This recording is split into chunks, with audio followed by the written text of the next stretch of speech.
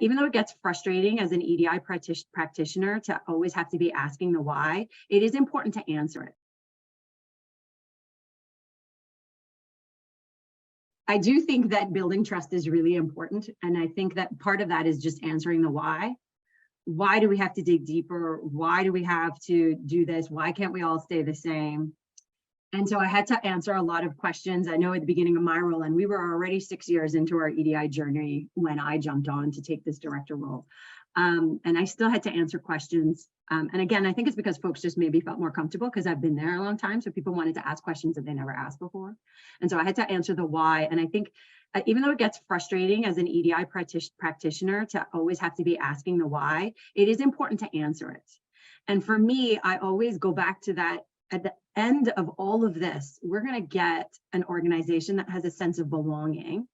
And when folks have this sense of belonging, they're going to work their butt off for you.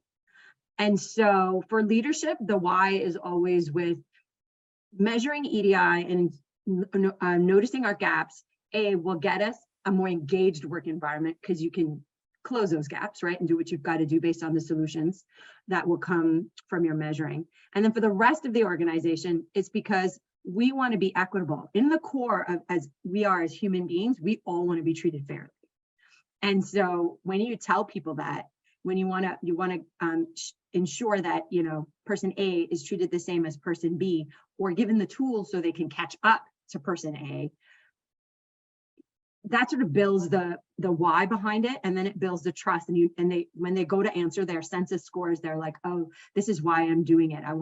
We want to make sure, see how many of us and how are we being treated, et cetera, et cetera. So I think at the start of the journey, it's a lot of communication. After George Floyd especially, it was a lot of roundtable discussions. It was just some pretty clear conversations, because then that was specifically about Black excellence. And so we had some really direct questions. But even before that, because we had our ERGs, when we did our Pride Network, that's what it is. Everybody came because everybody wanted to know what this was and why we're doing it.